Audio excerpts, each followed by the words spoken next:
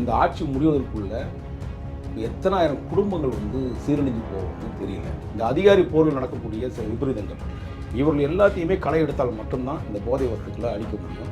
இந்த போதை என்பது மக்களுக்கு எவ்வளோ வெறுப்புணர்ச்சியில் இருக்கிறான்றதை இந்த தேர்தலிலே காட்டிட்டாங்க சில பேர். இப்போ இந்த கூடுதல் ஏடிஜிபி அருண், ஏற்கனவே விஜயகுமார் என்கின்ற ஒரு ஐபிஎஸ் அதிகாரியை மணல் நாட்டில் போட்டு தந்தவங்க தான் அந்த குறிப்பு. அதுவும் ஒரு சாதிய வன்மம் பிடிச்ச சில விஷயங்களை இடம் கொடுக்குறாரு. அதுவும் காசுகளுக்கு மட்டும்தான் அந்த கொடுக்குறாரு. இது போன்ற அதிகாரிகள் நீங்கள் முதலமைச்சர் களை எடுக்கல அப்படின்னா கஞ்சாவும் இல்லை, நீங்கள் எந்த விபச்சாரம் கூட நடத்துவாங்க, அந்த மாதிரி ஒரு சூழ்நிலை உருவாக்கிடுவாங்க. ஸோ திமுக அரசும் அதிமுக அரசும் என்னை பொறுத்தவரை போதை வஸ்துகளில் சேம் பாலிசியை தான் வச்சுருக்காங்க. அப்போது எடப்பாடியும் இதுக்கான விஷயங்களை என்கரேஜ் பண்ணுறீங்கன்னு தான் அர்த்தம். சேனல் 5 தமிழ் நேயர்களுக்கு வணக்கம். இன்றைய நேர்காணலில் நம்மோடு இணைந்திருக்கும் சிறப்பு விருந்தினர் வாரும் இணையதள ஆசிரியர் பத்திரிகையாளர் வாராகி அவர்கள். வணக்கம் சார். வணக்கம் பிரதர். இன்றைக்கு காலையில் பார்த்தீங்கன்னா சென்னை விமான நிலையத்தில் 11 கிலோ போதைப் பொருள் பிடிபட்டிருக்கு சார். தோஹாலிருந்து வந்த ஒருத்தர் விசாரிச்சிருக்காங்க. தொடர்ச்சியாக பார்த்தீங்கன்னா தமிழ்நாட்டில் ஒரு 3 நாட்கள் அடுத்தடுத்த நிலையில் சென்னை, கும்பகோணம், மதுரை இந்த மாதிரியான பகுதிகளில் இந்த கஞ்சா பிடிப்படுறதா இருக்கட்டும், அதாவது போதைப் பொருள் உட்கொண்டு நடுத்தரனை தாக்குறதா இருக்கட்டும், இல்லை பொதுமக்களை தாக்குறதா இருக்கட்டும், இந்த சம்பவம் பற்றி நீங்கள் என்ன நினைக்கிறீங்க சார்? அதாவது நமக்கு ஒரு சீசன் டைம் சொல்லுவோம் இல்லையா, ஒரு பழங்களை சீசன் டைம் சொல்லுவோம். நம்ம வாழைப்பழம்னா வாழைப்பழத்தை மாற்றப்போல் ஒவ்வொரு விதமான காய்கறிகளையும் அதே மாதிரி சீசனில் கிடைக்கும்னு சொல்லுவாங்க. அந்த மாதிரி இப்போ இந்த 2021 ஆரம்பித்து 2020, அதுவும் குறிப்பாக திமுக ஆட்சி பொறுப்பேற்றதுக்கு பிறகு பார்த்திங்கன்னா கஞ்சா சீசன், போதை சீசன் சொல்லலாம். இந்த ஆட்சி முடிவதற்குள்ள எத்தனாயிரம் குடும்பங்கள் சீரழிஞ்சு போகும்னு தெரியல. அதுக்கு முன்னாடியே பிஜேபி வெற்றி பெற்று இவனை முடிச்சு விட்டானுங்கன்னா நல்லாயிருக்கும். அப்படி இல்லைன்னா இன்னும் 2 வருஷத்துக்கு அப்புறம் நீங்கள் ஒன்றும் வேண்டாம். இப்போ நீங்கள் இப்படிப்பட்ட இதை பற்றி சொல்கிறீங்க. தொடர்ந்து இந்த கடந்த 2 ஆண்டுகளாக பார்த்திங்கன்னா கஞ்சா பிடிப்பட்டே இருக்குது. அதுவும் குறிப்பாக மத்திய புலனாய்வு அமைப்புகள் நிறைய இதுக்கான வேலைகளை செஞ்சுட்டு வராங்க. இப்போது நேற்று சித்திரை திருவிழா நிகழ்ச்சியில் பார்த்திங்கன்னா மதுரையில் இந்த இளைஞர்கள் பண்ண விபரீதமான விஷயங்கள் எப்படி பார்த்துருப்பீங்க. தருமபுரியில் ஒரு பிள்ளையும் மாமனாரையும் கொண்டுட்டாங்க இந்த போதை வஸ்துக்களால். இது குடியினால் வரல, கஞ்சா, அபின், இந்த மெத்து, இது போன்ற எத்தனை விஷயங்கள் இருக்கோ அந்த பொருட்கள் நடமாட்டம் இன்றைக்கி பரவலாக தமிழ்நாட்டில் அது பரவிட்டுருக்கு. அதற்கு காரணமே என்னன்னு கேட்டிங்கன்னா, இது போன்ற போதை வழக்கில் அதிகாரிகளே உடன்பட்டு போகிறாங்க. பெரும்பாலும் அதிகாரிகள் இதில் காசு வந்தால் போதும், எவன் எப்படி கெட்டால் என்ன இருக்குது, இந்த நாடு சீரழிஞ்சு போனோம். ஏன்னா அவன் தான் காக்கக்கூடிய தெய்வமாக பார்க்குறோம். அதிகாரிகளை எதை தடுக்கணும்னு நினைக்கிறானோ அதை விட்டுட்டு இவனே அதுக்கு என்கரேஜ் பண்ணுறானுங்க. இன்றைக்கி கிராமப்புற குக்கிராமங்களுக்கு போய் சேர்ந்துருச்சு அந்த போதை வஸ்துக்கள். ஒரு நாள் மதுவை பற்றி நம்ம பேசணும், இந்த சீரழிவை பற்றி நம்ம சொல்லியிருக்கோம். மதுவினால் ஏற்படக்கூடிய விபரீதத்தை நம்ம சொல்லியிருக்கோம். இப்போது அதையாவது ஒரு இடத்துல நாத்தடிக்கும், ஏதோ ஒரு விஷயத்தை தெரிஞ்சிடும், இவன் குடிக்காரனே அப்படின்னு சொல்ல. இது எல்லாமே வெவ்வேறு விதமான விஸ்வரூபம் எடுத்து மாத்திரையாகவோ அல்லது அந்த இன்ஜெக்ஷன் வழியாகவோ பவுடராகவோ இது போன்ற சம்பவங்கள் இன்றைக்கி வெவ்வேறு விதமாக வந்திருக்குது. இதெல்லாம் வெளியே தெரியல. இன்றைக்கி கல்லூரி மாணவர்கள் பார்த்திங்கன்னா பள்ளிக்கூட குழந்தைகள் கூட இன்றைக்கி அதை சாப்பிட்டுட்டு ஸ்கூலுக்கு போய் உட்காடுறாங்க. அங்கேயும் நிறைய விஷயங்கள் நடக்குது. வாத்தியாரை மிரட்டுறானுங்க. இந்த சீரழிவு என்பது இது தமிழ்நாட்டில் இந்த ஆட்சியில் நடந்த மாதிரி வேறு எப்போவுமே நடந்தது இல்லை. சென்ற ஆட்சிகளில் அங்கே ஒன்று இங்கே ஒன்றா நடந்துச்சு. ஆனால் இந்த ஆட்சி வந்ததுக்கப்புறம் தான் இது போதை சீசன். இந்த ஆட்சி திமுக அரசு பொறுப்பேற்றதுலேருந்து பார்த்திங்கன்னா பலாயிரக்கணக்கான வழக்குகள், போதை வழக்குகளை நீங்கள் பார்த்துருப்பீங்க. இந்த சமுதாயம் எங்கே போயிட்டுருக்கு, இந்த சன்னதி ஒரு முதலமைச்சர்ன்ற ஒரு தலைமை நமக்கெல்லாம் தலைவனாக தான் நம்ம பார்க்குறோம்.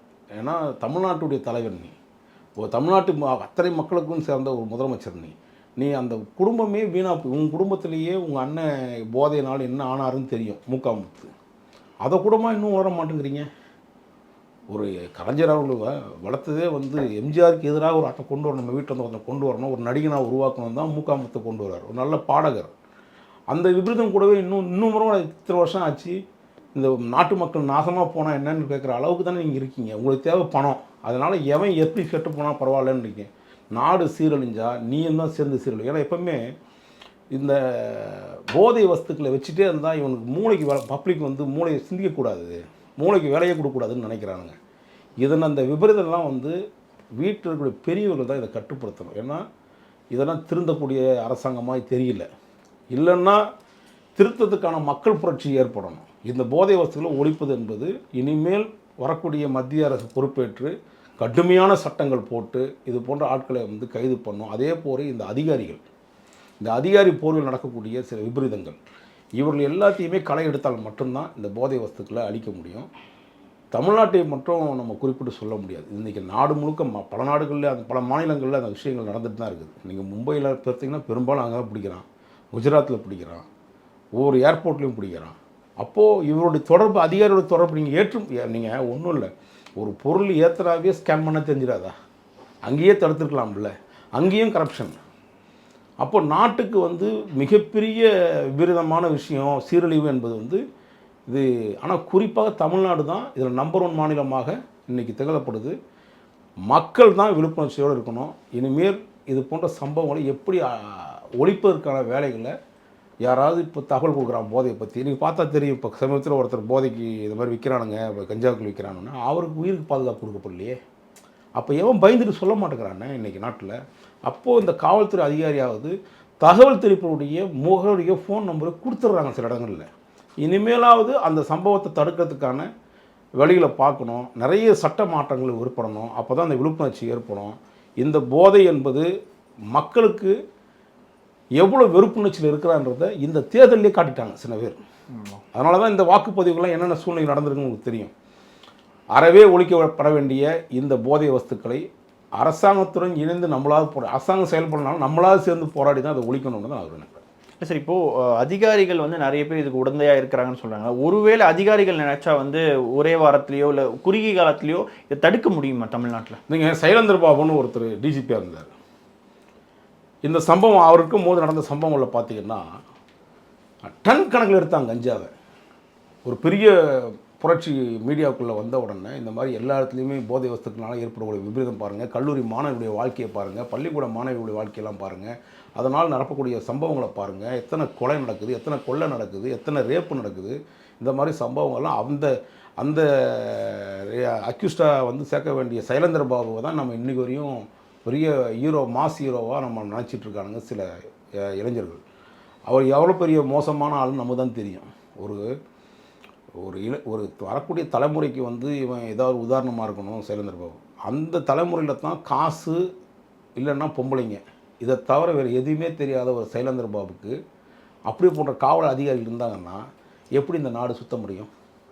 நீங்கள் இப்போ கூட நீங்கள் பார்த்தீங்கன்னா காவல்துறையில் இப்போ இந்த கூடுதல் ஏடிஜிபி அருண், நான் பல இடங்களில் இப்போ சொல்லியிருக்கேன், ஏற்கனவே விஜயகுமார் என்கின்ற ஒரு ஐபிஎஸ் அதிகாரியை மணல் மேட்டில் போட்டு தள்ளணுங்க தான் இந்த குரூப்பு. அதுவும் ஒரு சாதிய வன்மம் பிடிச்ச சில விஷயங்களை இடம் கொடுக்குறாரு. அதுவும் காசுகளுக்கு மட்டும்தான் அந்த கொடுக்குறாரு. இப்போ இது போன்ற அதிகாரிகளும் முதலமைச்சர் களை எடுக்க வேணாமா? அவன் மீது எத்தனை விஷயங்கள் இருக்குது. இது இப்போது ஒரு வழக்கறிஞர் சுவாமி என்பவர் வந்து ஒரு வழக்கு போட்டு பார்த்துருப்பீங்க. அரசாங்கமே அதுக்கான இழப்பீடு கொடுத்துருச்சு யாருக்கு, பாதிக்கப்பட்டவருக்கு. ஆனால் இழப்பீடு கொடுத்தா அவன் நடவடிக்கை எடுக்குமா வேணாமா அருண் மேலே? அதே மாதிரி தான் அந்த அருண் அதிகாரியும் இது போல தமிழ்நாட்டில் இருக்கக்கூடிய சில காவல்துறை அதிகாரிகளை, பெண் காவல்துறை அதிகாரிகளை குறி வச்சு ஒரு பார்வைகள் திரும்பி சில இடங்களில் மிரட்ட தோன்றார்.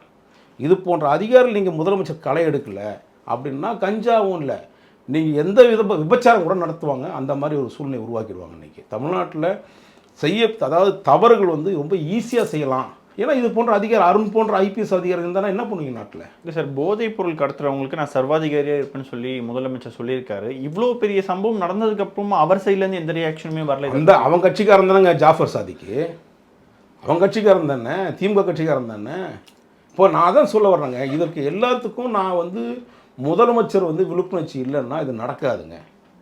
இல்லைன்னா இந்த காம லீலைகள் செய்யக்கூடிய காவல்துறை அதிகாரிகள், இல்லைன்னா வந்து காசுக்கு அடிப்படைஞ்சு நிற்கக்கூடிய இந்த காவல்துறை அதிகாரிகள் இருக்க வரையும் எப்படி நான் தமிழ்நாடு நீங்கள் வந்து நல்ல சீர்திருத்தமாக கொண்டு வரணும்னு நினைக்கிறீங்க?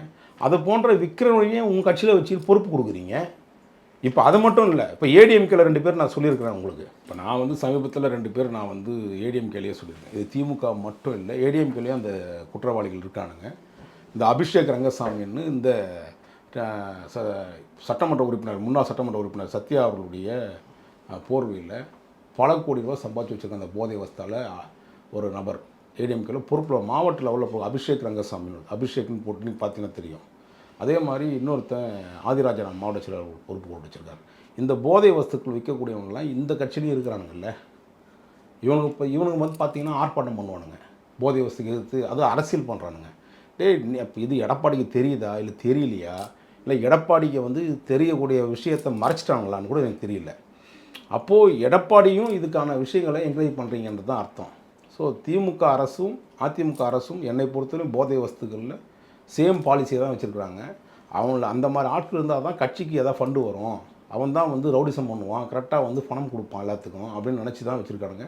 இந்த போதைகளில் ரெண்டுமே நம்ம பிரிக்க முடியாத ஆட்சிகளில் திமுக அதிமுக உடந்தையாகவே சில நிர்வாகிகள் உருவாங்க. நான் சொன்ன இந்த அபிஷேக் ரங்கசாமி போன்ற ஆட்கள்லாம் ஒழிக்கப்பட வேண்டியது அதிமுகவுடைய கடமை. இப்போ நீங்கள் கட்சி விட்டு நீக்கிட்டீங்க ஜாஃபர் சாதிக்க, அவன் வாங்கப்பட்ட பணத்தை திருப்பி கொடுத்துட்டீங்களா? உன் ட்ரஸ்ட்டுக்கே வந்திருக்குல்ல.